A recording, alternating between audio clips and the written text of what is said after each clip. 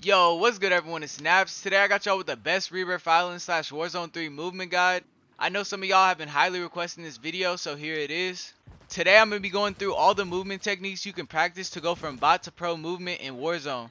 First I'm going to start off with the more basic movement, and as the video goes along we'll progress into the more advanced movement techniques. I'll also be showing you how these movement techniques look on both players' POVs. And there's chapters in this video, so if there's a specific movement you want to learn or practice, feel free to move between the sections as you please. But first I'll be showing y'all all the important settings you need so you can perform these movement techniques. So for my button layout, I play bumper jumper and I'm a claw player. If you don't play claw or have paddles / extra buttons on the back of your controller, I recommend the button layout bumper jumper tactical. It'll help with your movement a lot. And for the second setting, you want to make sure you have a sensitivity that's comfortable for you.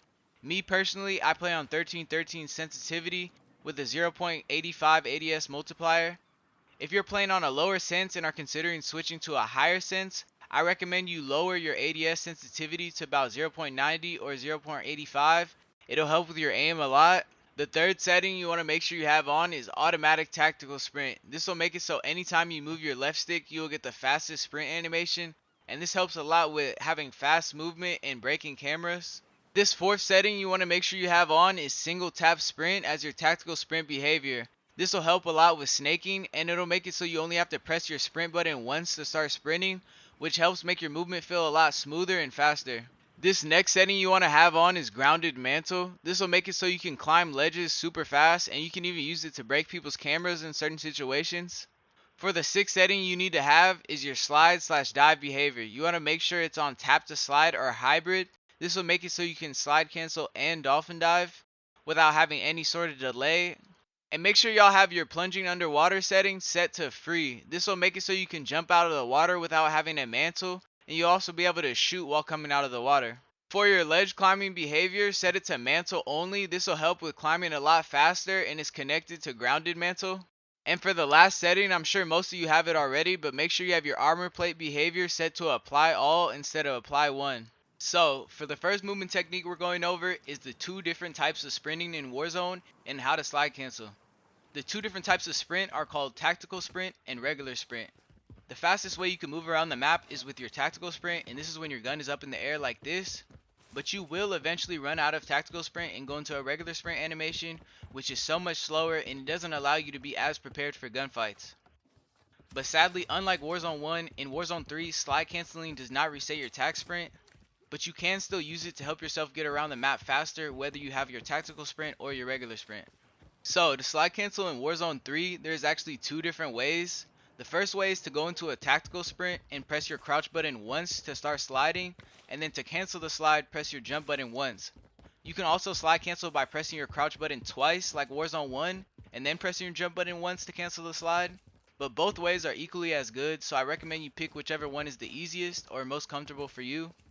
There's also two different types of slide cancels. There are short slides and long slides. If you want to have smoother and faster movement, I really recommend you do either long or medium slides. Short slides look a lot less smooth and can even make you slower while you're moving around the map. But of course, if you are in a situation where you get caught in the middle of a slide animation and you need to shoot faster, you can of course cut your slides short to do that. But overall, long slides are a lot better for moving around the map the fastest and looking the smoothest. Now I'm going to be going over jump shotting. To do it, you simply jump while you're in a gunfight, but this is super effective because you raise your character's hitbox, making so your opponent will hopefully be shooting your legs while you're getting higher damage chests or headshots. You can also use jump shotting around corners because if someone is, for example, on the other side of this wall, you can jump past their aim, making yourself a hard target to hit. So first practice jumping in place while shooting at targets so you can hopefully get comfortable with the movement and aim. And then practice jumping around corners while shooting at a target so you can get used to how fast your character is moving, so you know how much to adjust your aim while you're jump shotting. This next movement technique we will be going over is drop shotting. Drop shotting has been in Call of Duty for so many years now and it's still super effective in Warzone 3. To drop shot the fastest, all you have to do is pull back on your left stick and hold down your crouch button like this. And now here's an example of how this will look on an enemy's POV. But now you can even take the drop shot a step further by combining your drop shot with a jump shot. To do this, all you have to do is pull back on your left stick and hold down your crouch button like a normal drop shot, but instead of running out of the prone position or standing up, you press your jump button twice, and this will make you a so much harder target to hit. And here's an example of me killing a Twitch streamer with this exact movement technique.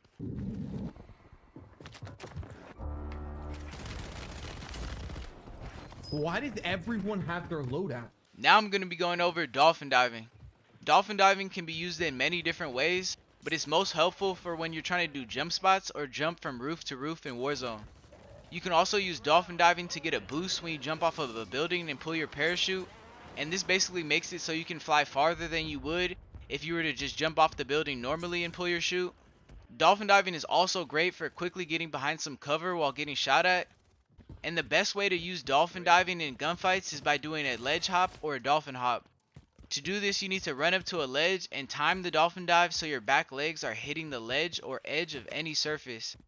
And what this does is it basically makes it so you can aim in and shoot your gun while you're in the mid-air of your dolphin dive. If you don't do the dolphin hop, you will have to wait until you land completely or finish your dolphin dive animation to be able to shoot or aim in your gun. The next thing I'm going to be going over is strafing and crouch spamming in gunfights. And this is pretty easy. To strafe, all you have to do is move your left stick in any direction while shooting. This will not only make you a harder target to hit, but it will also give you more rotational aim assist, making it easier for you to aim at your target. Strafing is also super helpful when you're shooting people out the air in Warzone because of the rotational aim assist you get. And you can add crouch spamming on top of your strafing to make yourself just an even harder target to hit. The next technique is snaking, and this is where that single tap sprint setting becomes super helpful. So what you want to do is find a head glitch like this, crouch all the way down, single tap sprint to stand up, and then crouch down again. And when you speed these movements up and do it at the right timing, it should look something like this. And the reason why snaking is so helpful is because it makes it super hard for the enemy to see you on their POV, while in your point of view you can clearly see them. You can also use this to get information on your opponents to see if they're pushing while you're plating up, or you can use the info to pop up and shoot. And now here's an example of how this looks on the enemy POV.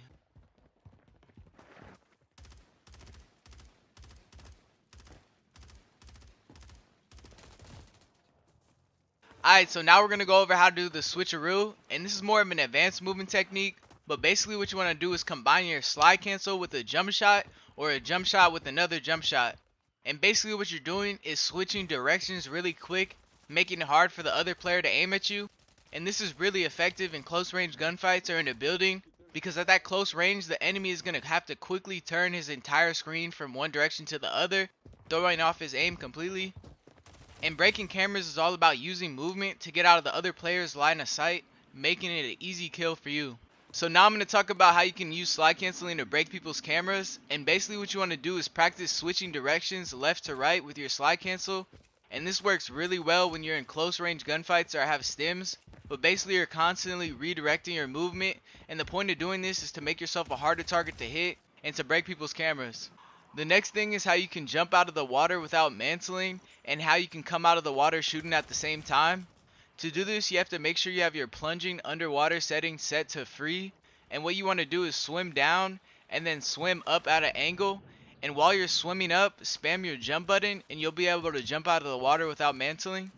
And this is so helpful because you don't have to go through the super slow climbing animation. Next up is Ziplines got a huge change in Warzone 3, and the main thing I want to show you is when you take the Ziplines, you no longer have to go through the super long animation you get when reaching the top of the zip. If you pull your left stick back and press the jump button once you get close to the top of the zip, you can actually cancel the whole animation and fly over the zipline. And if you don't want to go all the way up the zip, you can detach from it halfway through. And you can also keep reattaching to the zip so you can keep going up and down shooting.